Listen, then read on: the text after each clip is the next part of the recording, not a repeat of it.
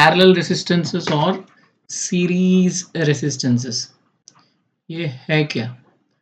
अगर हम लोग कोई एक सर्किट डायग्राम ड्रॉ करके, ये सर्किट डायग्राम को डायग्राम में मैं मल्टीपल रेसिस्टेंस लेता हूँ तो उनका पोजीशंस कैसे हैं। अभी ये सर्किट डायग्राम देखते हैं। ये एक सर्किट डायग्राम है जो कि जहाँ पे दो रेसिस्टेंसेस हैं। एक सर्किट डायग्राम है, यहाँ पे दो रेसिस्टेंस है। एक रेसिस्टेंस को मैं बोलता हूँ R1, एक रेसिस्टेंस को बोलता हूँ मैं R2। मतलब दो रेसिस्टेंसेस को मैंने ये मॉडल में, ऐसे मॉडल में जो है प्लेस किया है। अब दूसरा एक मॉडल देखते हैं। यहाँ पे रेसिस्टेंसेस को मैंने एक के बाद एक प्लेस किया ऐसे, इसमें डिफरेंस है। अब ये जहाँ पे ये अल्टरनेटिवली एक के बाद एक है, उसको बोलते हैं रेसिस्टेंस इन सीरीज। यहाँ पे रेसिस्टेंस इज इन पैरेलल। तो ये सर्किट को मैं एक एनर्जी सोर्स के साथ जोड़ता हूँ जो कि सेल है मेरे केस में, और यहाँ पे भी मैं इसको एक सेल के साथ जोड़ता हूँ।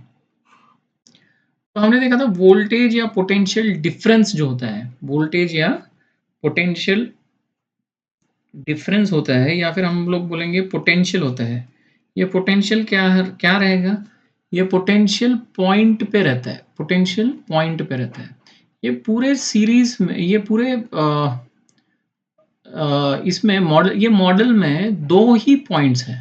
ये मॉडल में कितने पॉइंट्स हैं? दो ही पॉइंट्स हैं। अब ये मॉडल पे अगर हम देखेंगे तो पॉइंट्स कितने हैं रेजिस्टेंस के अगेंस्ट? ये एक पॉइंट हो गया, ये एक पॉइंट, एक दो, ये तीन। मतलब ये रेजिस्टेंस के ये दो पॉइंट, ये रेजिस्टेंस के ये दो पॉइंट। यहाँ पे अगर पॉइंट दो ही है तो यहाँ पे पोटेंशियल डिफर नहीं रहेगा। ये पॉइंट जो है, ये पॉइंट सेम पॉइंट है, स्टार्टिंग पॉइंट R1 का, स्टार्टिंग पॉइंट R2 का। ये पॉइंट जो है, ये वाला पॉइंट है, starting point ending point R1 का, एंडिंग पॉइंट R2 का। ये पॉइंट शेयर कर रहे हैं, लेकिन यहाँ पे अलग अलग है। ये पॉइंट अलग है और इसका स्टार्टिंग और एंडिंग पॉइंट अलग है, राइट? मतलब यहाँ पे potential difference across the resistance will be same.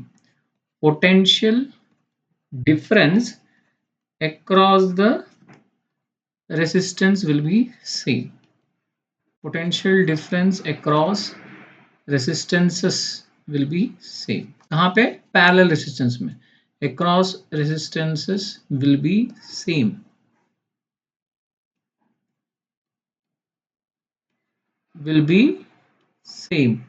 मतलब क्या है? अगर यहाँ पे मैंने बोला कि यहाँ पे पोटेंशियल डिफरेंस है, पॉइंट 1 है, ये पॉइंट क्या है? 2 है। तो पोटेंशियल डिफरेंस अक्रॉस R1 मान के चलो क्या है? V1, और पोटेंशियल डिफरेंस अक्रॉस R2 मान के चलो V2। पॉइंट दोनों के सेम है तो V1 will be equal to V2, ये ऐसा रहेगा सीरीज में। लेकिन और एक बात, यहाँ पे करंट का क्या होगा? करंट अगर मैंने बोला कि I करंट बह रहा है, I करंट बह रहा है तो इसके पास दो पाथ्स है, एक पाथ ये और एक पाथ ये।